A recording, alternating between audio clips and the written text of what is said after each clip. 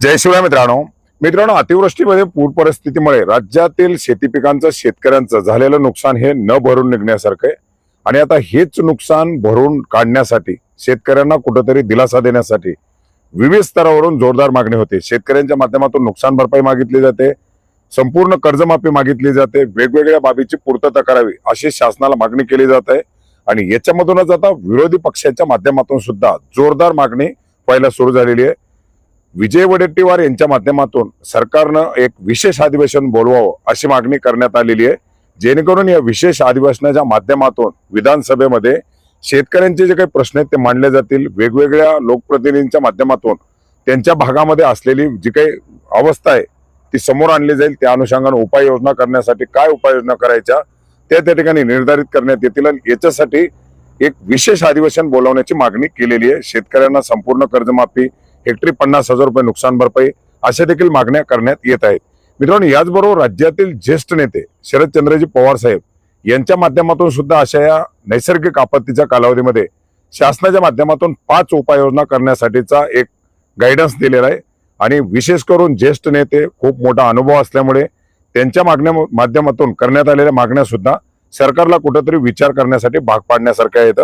आज त्यांच्या माध्यमातून ट्विट करून या ठिकाणी काही उपाययोजना तातडीने हाती घेण्यासाठीच्या सूचना दिलेल्या आहेत। याच्यामध्ये पहिली जी काही उपाययोजना किंवा तातडीने जे करावयाच्या बाबी आहेत याच्यामध्ये पंचनामे प्रक्रियासाठी ठराविक मुदतीचं बंधन नसावं अशा प्रकारची एक सूचना देण्यात आलेली आहे। बऱ्याच वेळा आपण पाहिले की नुकसान भरपाईची मागणी केली जाते आणि नुकसान भरपाई देण्याच्या अनुषंगाने तातडीने पंचनामे केले जातात।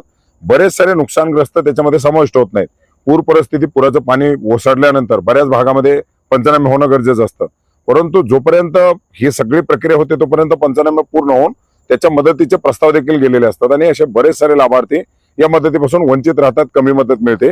याच्यामुळे या पद्धतीमध्ये जे काही पाणी ओसरल्यानंतर पिकं, पशुधन यांची जी काही हानी असेल, घराची पडझड असेल, दुकानाचं नुकसान असेल, शेती पिकांचं नुकसान असेल, शेतीचं जमिनीचं नुकसान असेल, हे सर्व पंचनामे करण्यासाठी आणि आपदग्रस्तांना नुकसान भरपाई मिळवून देण्यासाठी जे काही पंचनाम्यासाठी एक विहित मुदतीचं बंधन आहे ते बंधन नसावं असं त्यांच्या माध्यमातून सांगण्यात आलेलं आहे।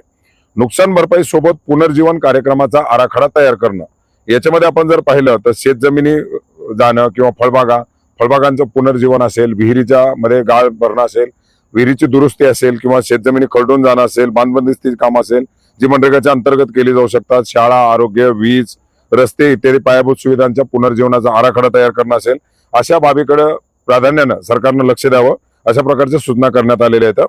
साहित्याचा वाटप कार्यक्रम हाती घेणं, याच्यामध्ये नागरिकांचं जे काही पूर परिस्थितीमुळे संसारोपयोगी भांडे, कपडे वगैरे गेलेले असतील तर अशा प्रकारचे कपडे, भांडी देणं किंवा जनावरांना चारा देणं, शेतीची साधनं देणं, जर व्यावसायिकांच्या साहित्याचं जर नुकसान झालेलं असेल तर त्यांना काही दिलासा देणं, या सर्व बाबीसाठी नियोजन करणं गरजेचं आहे। शेतकरी हिताचे निर्णय घ्यावेत अशा प्रकारच्या सूचना देखील त्यांनी दिलेल्या आहेत।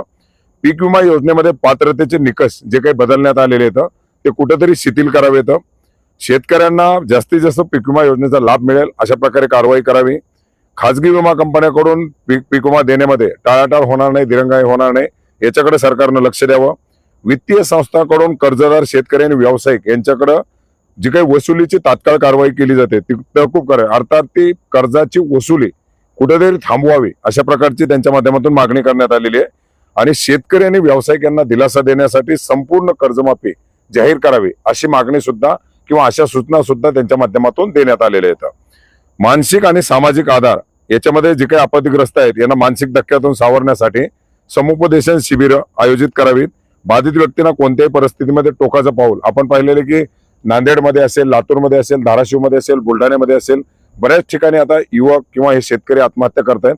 अशा परिस्थितीमध्ये कुठेतरी खचून जाऊ नये म्हणून समुपदेशन होणं गरजेचं असतं, त्यांना आधार देणं गरजेचं असतं, मानसिक आधार देणं गरजेचं असतं, ते सुद्धा दिला जावा अशा प्रकारच्या प्रक्रिया पार पाडाव्यात अशा उपाययोजना त्यांच्या माध्यमातून देण्यात आलेल्या आहे। शासनाने या अनुषंगाने कुठेतरी गांभीर्याने विचार करणं गरजेचं आहे आणि विशेष अधिवेशन बोलवून राज्यातील शेतकऱ्यांना असेल, या आपदग्रस्तांना असेल, नुकसानग्रस्तांना असेल, दिलासा देण्यासाठीच्या उपाययोजना करण्याचे प्रयत्न करावे ही सर्व स्तरावरून मागणी होते। आता शासन या अनुषंगाने काय पावलं उचलते, कशा प्रकारे या सर्व नुकसानग्रस्तांना दिलासा देण्याचा प्रयत्न करते